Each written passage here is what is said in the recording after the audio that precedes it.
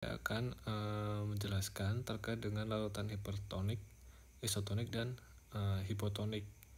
Oke, di pertemuan yang ke-13 ini saya akan menjelaskan terkait dengan materi terkait dengan larutan. Kemarin kan terkait dengan keseimbangan asam basa ini adalah lanjutannya. Oke, nah larutan itu ada 3. Oke, yang pertama adalah hipertonik, hipotonik, dan isotonik. Oke, coba kalau kalian lihat, kalau yang hipertonik itu mengalami pengecilan atau mengalami istilahnya pemipihan ataupun mengalami penyusutan. Nah, kalau sedangkan isotonik itu adalah normalnya sel darah merah kita seperti ini bentuknya. Oke. Kemudian kalau hipotonik itu mengalami penggembungan atau istilahnya kayak istilahnya penggemukan, bukan ya, kayak istilahnya mengembung, oke, ataupun pengembangan. Oke. Nah, kalau yang di sini ini adalah terkait dengan kalau kalian gambar di sini itu terkait dengan sel tumbuhan. Oke, biar nanti lebih jelas saja. Oke, seperti manusia dan hewan, tumbuh-tumbuhan juga merupakan benda hidup. Oke, jadi tumbuhan juga memerlukan sel ataupun juga mempunyai sel yang dapat menyesuaikan dengan kondisi di sekitarnya. Oke, ini adalah hipertonik, isotonik, dan hipotonik. Oke, nanti saya akan jelaskan. Oke, terkait dengan hipertonik, di mana suatu kondisi di mana tekanan osmotik lebih tinggi daripada tekanan di sekitarnya ataupun tekanan cairan di sekitarnya. Oke, konsentrasi di mana nanti konsentrasi bahan terlarut zatnya itu lebih rendah di dalam sel. Sedangkan konsentrasi pelarut molekul airnya itu adalah lebih tinggi di dalam selnya. Oke, sehingga menyebabkan molekul airnya itu keluar daripada sel. Oke, coba kalau kalian lihat di sini nggak ada airnya itu udah keluar. Kenapa di dalam sel di tubuh kita itu menjadi bentuknya itu nggak seperti isotonik tadi, yang seharusnya itu bentuknya isotonik seperti ini, dia karena airnya keluar jadinya seperti ini. Oke. Nah, ini adalah cairan, kalau kita ibaratkan ini adalah selnya, kotakannya ini adalah selnya, di mana airnya atau NaCl-nya itu keluar dari sel. Oke. Nah, sedangkan hipotonik di mana tekanan osmotik lebih rendah daripada tekanan di sekitarnya. Oke. Konsentrasi bahan terlarut atau zatnya itu lebih tinggi di dalam sel. Sedangkan konsentrasi pelarutnya itu lebih rendah di dalam sel, sehingga menyebabkan molekul airnya itu masuk ke dalam sel. Nih, karena tadi zat terlarutnya itu lebih tinggi, jadi airnya itu bisa masuk ke sini, ke dalam sel, sehingga menyebabkan sel darah merahnya itu mengembang. Oke, karena terdapat banyak airnya. Oke, jadi air yang masuk ke dalam sel itu lebih tinggi dibandingkan dengan cairan ataupun air yang keluar. Oke, sedangkan kalau yang isotonik itu adalah tekanan osmotik yang sama dengan cairan di sekitarnya, di mana konsentrasi zat terlarut zatnya itu sama di dalam sel maupun di luar sel. Dan juga di konsentrasi pelarutnya atau molekul airnya itu sama di dalam sel maupun di luar sel, yang menyebabkan jumlah molekul airnya itu sama ketika dia keluar atau yang masuk itu sama, sehingga nanti bentuknya ya normal aja seperti ini. Kalau ini di dalam tubuh kita manusia, sel manusia, kalau di sini di tumbuhan. Oke. Nah, kalau yang isotonik itu airnya yang masuk dan keluar itu sama kadarnya. Nah, ini ada di tumbuhannya. Kalau kita lihat, kalau yang hipotonik tadi banyak cairan yang masuk atau banyak air yang masuk, ini sel tumbuhan ya. Oke, kemudian yang isotonik itu sama, air yang masuk dan keluar itu sama, sedangkan hipertonik itu airnya lebih banyak yang keluar. Nah, kalau yang ini adalah sel hewan ataupun sel manusia. Kayak dimana kalau hipotonik itu tadi banyak air yang masuk, jadinya seperti ini, mengembang. Kemudian kalau isotonik itu sama, kemudian kalau hipertonik itu sama. Kok sama? Airnya lebih banyak yang keluar. Kayak jadinya bentuknya seperti ini kira-kira. Oke, kita lanjut. Nah, itu adalah gambaran singkat terkait dengan cairan hipotonik, isotonik, dan hipertonik. Oke. Nah, kalau di sini mengapa saya juga bahas cairan di intravena, karena cairan yang hipotonik tadi, isotonik dan hipotonik tadi itu ada sangkut pautnya di sini. Oke. Nah, sekarang kita bahas jenis-jenis cairan di intravena. Oke, umumnya terapi cairan yang dapat diberikan berupa cairan yang kristaloid dan koloid atau kombinasi keduanya. Jadi kalau di kesehatan ataupun cairan infus atau cairan yang diberikan di vena ataupun biasa cairan yang diberikan waktu kalian lihat di pasien-pasien itu pada umumnya itu dapat dibagi menjadi 3, yaitu cairan kristaloid, koloid, ataupun kombinasi keduanya. Oke, ini adalah pemahaman dasar aja. Oke, jadi kalian istilahnya harus tahu lah. Oke. Nah, apa sih bedanya? Cairan kristaloid itu adalah cairan yang mengandung air, kemudian juga mengandung elektrolit dan atau gula dengan berbagai campuran. Oke, sedangkan kalau cairan yang koloid itu adalah cairan yang BM-nya tinggi atau berat molekulnya itu tinggi. Oke.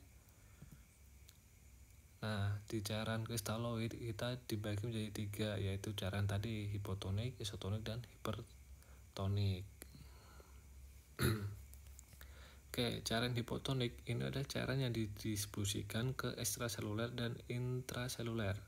Oke, oleh karena itu penggunanya ditujukan pada pasien yang mengalami kehilangan cairan intraseluler, oke, seperti pada kasus dehidrasi kronik dan pada kelainan keseimbangan, terutama pada keadaan hipertermi yang disebabkan karena kehilangan cairan pada saat misalkan pada kasus diabetes insipidus. Oke.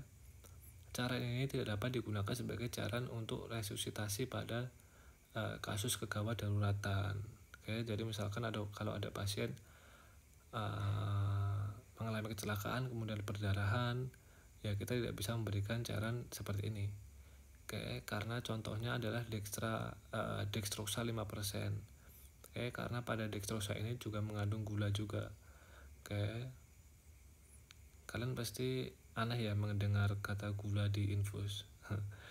Ya, itu adalah pokoknya di dextrosa itu mengandung gula ya. Oke. Nanti semester berikutnya kita akan bahas lagi. Oke. Nah, kemudian cairan isotonik. Cairan isotonik terdiri dari cairan garam, Faali. Oke, kemudian ataupun kita bisa umumnya itu adalah NaCl 0,9% ataupun Ranger laktat dan polisimet. Oke, ketiga jenis cairan ini efektif untuk meningkatkan isi intravaskuler yang adekuat dan diperlukan jumlah cairan ini 4 kali lebih besar dari kehilangannya. Oke, cara ini cukup efektif sebagai cairan resusitasi dan waktu yang diperlukan relatif lebih pendek dibandingkan dengan cairan yang koloid. Oke, karena ini biasanya digunakan misalkan pada kasus perdarahan, kemudian misalkan pada kasus mual muntah, pasien yang kehilangan cairan yang istilahnya cepat, kemudian ada umumnya sih pada kasus perdarahan. Kalau lebih gambaran umumnya, kalau kalian bisa nangkep, kalau orang terjadi kecelakaan kemudian perdarahan, darahnya keluar kemana-mana, yang kita berikan ya seperti ini, NaCl, oke, ataupun Ranger laktat. Ini misalkan ada kasus dengan kasus luka bakar. Nah, itu biasanya kita berikan seperti ini karena untuk mengganti cairan yang istilahnya yang keluar dari dalam tubuh pasien. Oke, jadi kalau misalkan ada perdarahan ya kita transfusinya itu nanti biasanya. Jadi kita berikan cairan isotonik dulu, NaCl dulu, Wrangel Lactat dulu. Oke, ketika pasiennya sudah agak istilahnya caranya udah ya masih walaupun masih kurang tapi istilahnya dapat dikompensasi oleh tubuh, ya udah baru kita berikan yang transfusi. Karena untuk mencari transfusi, misalkan kita cari transfusi darah golongan O, golongan AB, itu kan juga memerlukan waktu kan. Jadi kalau misalkan ada perdarahan, nggak mungkin langsung diberikan cairan transfusi, kita berikan NaCl dulu ataupun Wrangel Lactat dulu. Oke, kemudian cairan hipertonik. Oke, cairan ini mengandung natrium yang merupakan ion ekstraseluler utama. Oleh karena itu, pemberian natrium hipertonik akan menarik cairan intraseluler ke dalam ekstraseluler. Oke, peristiwa ini dikenal dengan infus internal. Di samping itu, cairan natrium hipertonik mempunyai efek intropik positif. Antara lain dapat memvasodilatasi pembuluh darah paru dan sistemik. Oke, cara ini bermanfaat untuk luka bakar. Nah, karena dapat mengurangi edema pada luka bakar, edema perifer, dan mengurangi jumlah cairan yang dibutuhkan. Contohnya adalah NaCl 3%. Oke, nah ini kalian bisa baca sendiri, kalian bisa stop dulu. Nah, ini adalah kandungan ataupun penjelasan terkait dengan Wrangel Lactat, Wrangel Acetat. Oke, dimana kalau misalkan Wrangel Lactat itu kandungannya adalah ini larutannya. Oke, kemudian fungsinya juga ada di sini kalau nggak salah ya. Oke, nah misalkan stat ini akan dimetabolisme jadi biokarbonat. Nah, seperti ini. Oke, kalian baca dulu aja. Oke, nah cairan koloid. Nah, sedangkan tadi kan kita bahas terkait dengan cairan kristaloid. Nah, kalau di cairan koloid ini ada cairan yang berat molekulnya itu lebih tinggi. Biasanya transfusi darah juga biasanya masuk di sini. Oke, albumin yang ada beberapa. Kalau yang pertama itu albumin, kemudian ada HES, hydroxyl ethyl starch, kemudian ada dextran, kemudian ada gelatin. Nah, albumin itu terdiri dari dua jenis, yaitu albumin endogen dan albumin eksogen. Nah, kalian bisa baca sendiri di sini terkait dengan apa kandungannya. Oke. Nah, kalau albumin eksogen itu dibagi menjadi dua jenis, yaitu human serum albumin. Yang pertama adalah albumin eksogen yang diproduksi berasal dari serum manusia, dan albumin eksogen yang dimurnikan. Jadi ada dua, albumin eksogen itu ada dua. Oke, diproduksi berasal dari serum manusia dan yang dimurnikan. Oke, yang terbuat dari plasma manusia yang dimurnikan. Oke. Nah, kemudian kalau HES itu adalah senyawa kimia sintetis yang menyerupai glikogen. Oke. Kalau ini adalah kandungannya. Oke. Oke, kemudian kalian baca dulu aja. Oke, kalian bisa skip, kan kalian baca cari informasinya di sini. Oke. Nah, ini adalah gelatinnya. Oke, cara ini adalah cara yang digunakan sebagai cara resusitasi utama. Resusitasi terutama pada orang dewasa dan pada kasus bencana alam. Bencana alam. Oke, terdapat dua bentuk sediaan, yaitu modified fluid gelatin atau urea bridged gelatin. Oke, kedua cara ini mempunyai berat molekul 35.000. Oke. Kedua cara gelatin ini mempunyai efek volume expander yang lebih baik pada kasus kegawatan. Oke, komplikasi yang sering terjadi adalah komplikasi anafilaktik. Oke. Nah, kalau yang tadi kan kita menjadi ada 3 tuh. Jadi cairan antara cairan kristaloid, cairan koloid, dan cairan kombinasi. Nah, ini yang ketiga, cairan kombinasi. Kombinasi itu adalah cairan yang antara gabungan antara koloid sama kristaloid. Yang pertama adalah KN, cairan 2A, cairan Gb4/1, kemudian cairan DG, kemudian cairan natrium biokarbonat atau bisa disebut melon, disebut, kemudian ada cairan RLD, kemudian ada cairan GZ4/1. Nah, kalian baca sendiri di sini. Di sini juga ada mungkin ada informasi terkait dengan biasanya digunakan pada kasus apa, kasus pasien apa.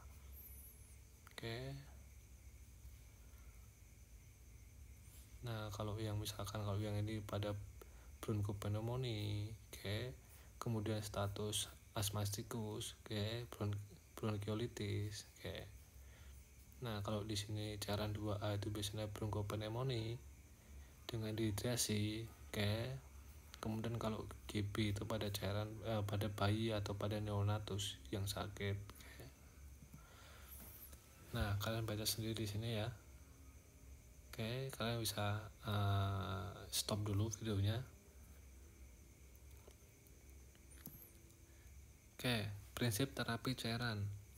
Terapi cairan merupakan salah satu aspek terpenting dari perawatan pasien.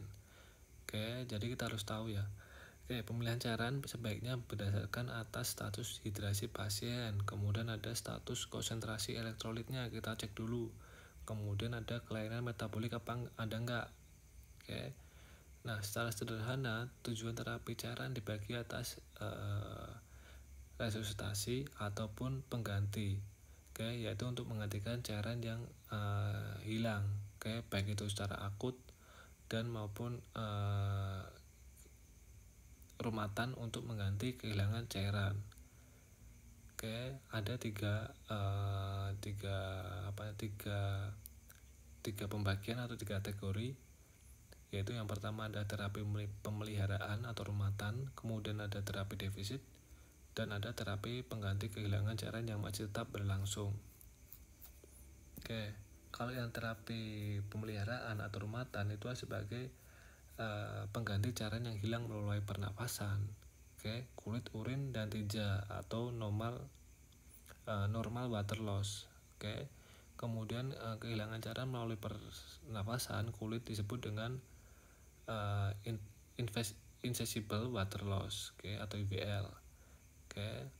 Nah, kebutuhan cairan pengganti rumatan ini dihitung berdasarkan dengan berat badan pasien. Terus kebutuhan cairan untuk terapi rumatan dipengaruhi oleh suhu lingkungan dan aktivitas, terutama IWL. Karena di setiap kenaikan suhu 1 derajat Celcius ataupun di atas suhu 30 derajat Celcius, kebutuhan cairan ditambah 12%. Misalkan nih kalau kita mau menghitung kebutuhan cairan pasien. Nah, tiba-tiba pasiennya itu ternyata panas.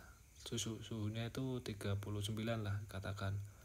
Ya udah, berarti kita tambah 12% di dalam penghitungan kebutuhan cairan tersebut.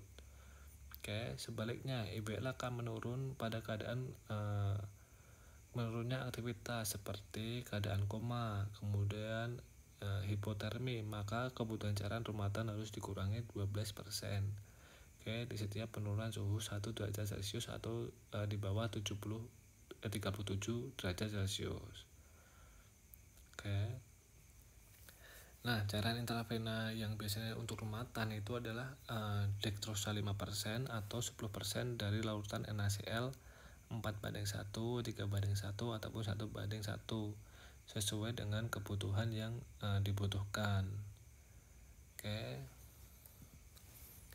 Nah, kemudian kalau terapi defisit itulah sebagai pengganti air ataupun elektrolit yang hilang secara abnormal, atau previous water loss, yang menyebabkan dehidrasi.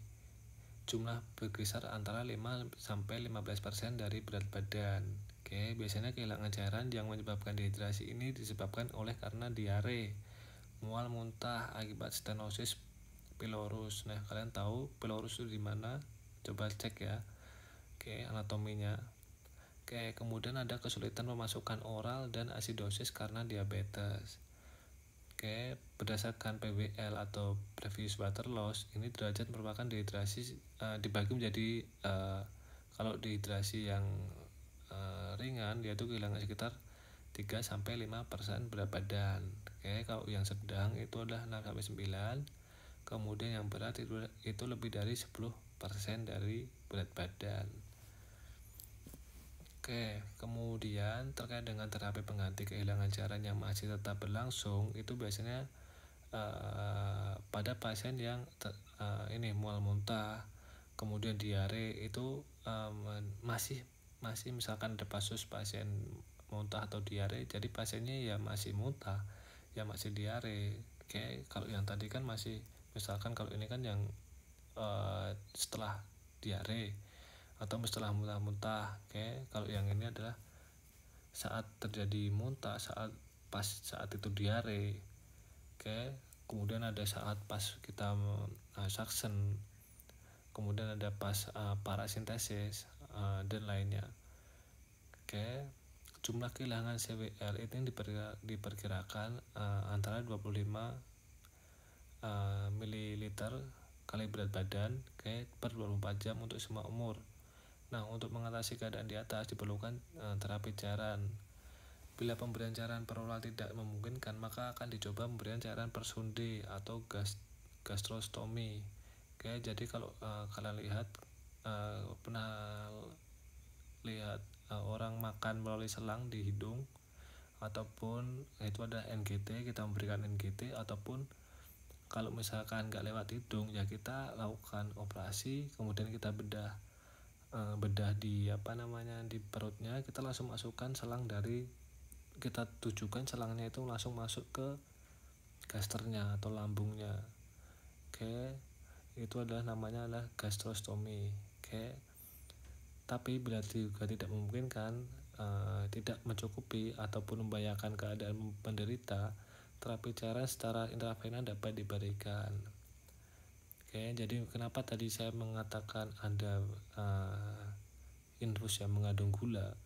Nah, contohnya adalah kalau kita memberikan nutrisi ke pasien itu ada banyak, ada gulanya, ada proteinnya, itu juga infus sekarang ataupun di infus-infus yang ada di rumah sakit itu mengandung banyak pilihannya, ataupun mengandung banyak ada proteinnya, ada gulanya. Jadi kayak nutrisi di dalam tubuh pasien itu ada di dalam infus itu ada.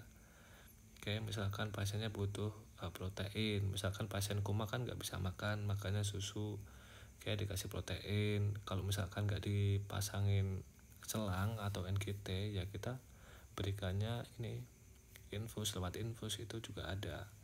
Oke, jadi kalau pasien koma itu kita biasanya, kalian belum ada pandangan kan, belum lihat pasien koma kan gimana caranya makan, terus misalkan pasien yang mengalami kegawat daruratan, nah itu memberikan nutrisinya itu seperti apa. Oke, kemudian pasien yang komanya stroke, kemudian yang komanya itu lama, nah kita dapat memberikan cairan makanannya lewat sini juga bisa. Oke, nah kebutuhan cairan rutinnya, nah kalau dewasa itu ada 2 cc per kilogram per jam. Oke, jadi nanti kita misalkan untuk dewasa misalkan 2 cc kali 50 kg per jam. Jadi misalkan nanti kita kalikan sehari itu kan 24 jam. Misalkan kalau ini 50 berarti 25 kali 24. Oke, cara penghitungannya ada di bawah ini. Nah, kalau anak itu misalkan usianya berat badannya 30 kg, jadi kita bagi menjadi tiga tahap. Oke, misalkan 10 gram pertama itu 4 cc, kemudian 10 gram itu 2 cc, kemudian 10 gram lagi 1 cc. Oke, kemudian kita jumlahkan di sini. Oke, nah kalian bisa skip dulu, ataupun bukan skip, di stop dulu, kalian pahami dulu ini cara pengerjaannya. Oke, nah kan tadi kan misalkan ketemu ini kan 70 nih, dari 30 gram anak tadi kan ketemu 70 cc per jam. Nah kita kali 24 jamnya. Nah ini kebutuhannya sekitar 1700 cc per hari. Oke, jadi tetap dikalikan 24 jam dulu ya. Oke, jadi kita tidak bisa langsung jumlah kemudian ini misalkan kebutuhan cairan per hari, enggak, kita kalikan 24 jam dulu karena kita hanya menemukannya di sini tuh kita jumlah per jam aja. Oke, ini kebutuhan per jam harus kita kalikan selama 24 jam. Oke, kebutuhan cairan selama operasi atau stres operasi. Jadi kalau operasi itu kita beri, kalau misalkan habis operasi ya operasi kan ada operasi yang berat, ada operasi yang ringan. Kemudian kan di operasi itu kan ada cairan darah yang keluar toh. Nah, nanti juga kita kaji dulu di sini. Oke, jenis operasi kalau misalkan yang ringan ya kita kebutuhan caranya ini 4 cc kali per kilogram berat badan per jam. Oke, kalau yang berat itu seperti ini 8 cc. Oke. Nah, untuk pergantian cairan selama puasa ini bukan ini ya. Bukan puasa Ramadan, enggak, ini puasa pada pasien ini pasien yang setelah terjadi operasi tadi ya udah kita misalkan tadi kebutuhannya itu 1000 cc ya kita berikan 50%-nya dulu selama 1 jam operasi. Oke, jadi misalkan nih pasiennya keluar dari operasi, misalkan kita cek tadi masuk ke misalkan yang ke sedang. Oke, kalau ke sedang berarti 6 cc dengan kebutuhannya. Misalkan kita udah hitung nih kebutuhannya 1000. Jadi setelah 1 jam setelah operasi kita berikan 500 cc dulu. Oke, kemudian di jam kedua ataupun 2 jam setelahnya kita berikan 25%-nya. 250. Misalkan di jam ketiganya juga 250. Jadi ketemunya selama 3 jam ini adalah 1000 cc. Seperti itu. Mudah kan dipahami? Oke. Kemudian terapi cara untuk koreksi suhu.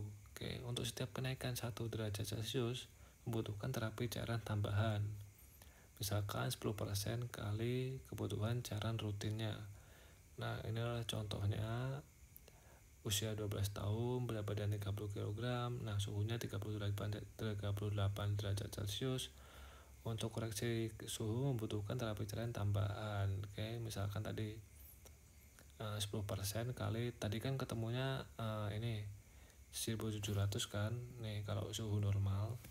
Nah kalau suhu normal kan kebutuhannya 1700 karena itu terjadi panas ya kita tambahkan.